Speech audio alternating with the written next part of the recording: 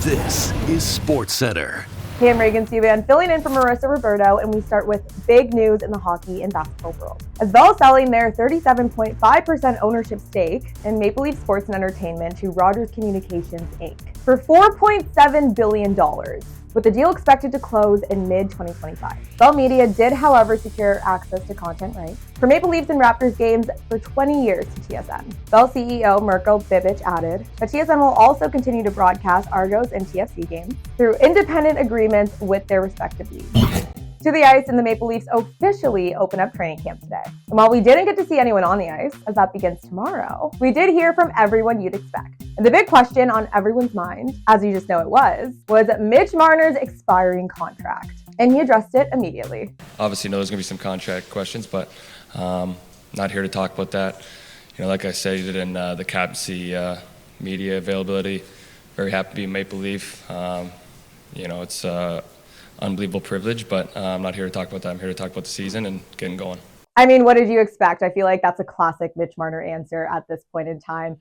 I get it. He wasn't the only one asked about his contract, though, as Austin Matthews also chimed in on his teammate. Yeah, I think he's dealt with it great. I mean, I think he's had a great summer. I think with all the noise, you can only control so much. So I think he's put in a lot of work.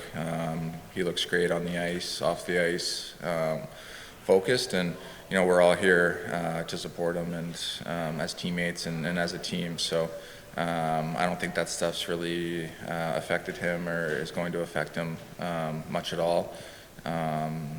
He's an amazing teammate and an amazing person, and he's a great player for our team. So looking forward to playing with him again. Matthews enters the season as the new captain of the Leafs for the first time in his career and spoke about his new responsibilities. I've been put in this role in this situation because of who I am and just the continual evolution of myself as a person and as a player. So I don't think there's really stuff I need to go in and just completely change. I think it's just continue to try to be a better version of myself and take steps in different areas as a player and as a leader, as we start the season and just continue to learn.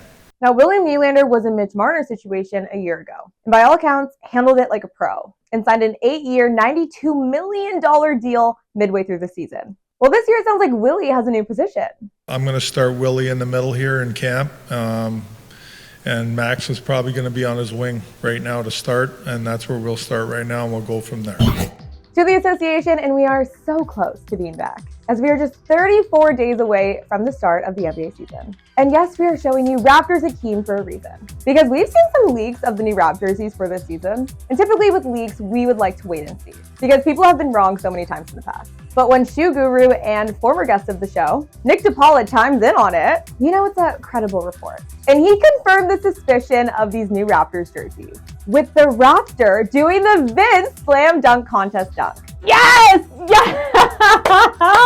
I'm obsessed with that! What? Classic. It brings back so many memories. Oh, let's go. Okay, I'm obsessed with that. Now, this jersey is special for a few reasons. First off, Vince will be inducted into the Basketball Hall of Fame this year.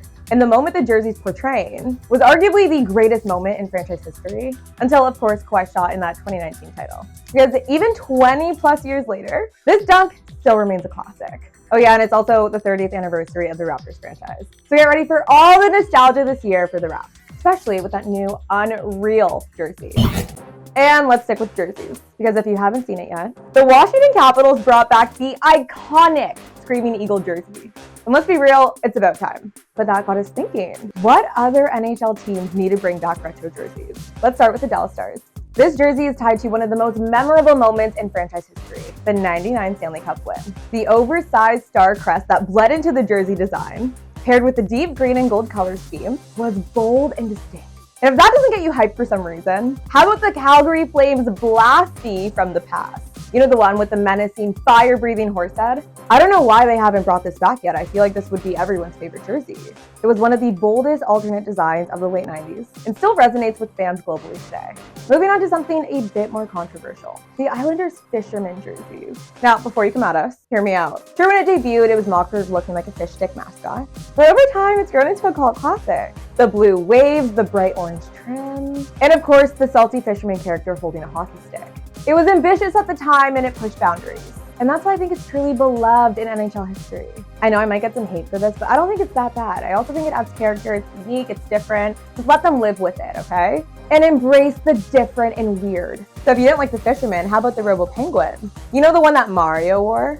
The Robo Penguin is a true 90s classic, representing a sleek, forward-thinking era in Pittsburgh hockey. The Pens had a futuristic take on the logo at the time. This look just screamed modernism, and the black and gold color scheme was iconic. And seeing it on a streaking Jaromir Jagr just made it even better. The logo faded away in the early 2000s, but just deserves a second chance. So just picture Crosby or Malkin wearing that sharp design. It would absolutely electrify hockey fans worldwide. There it is, that's the lineup of retro fire that needs to come back.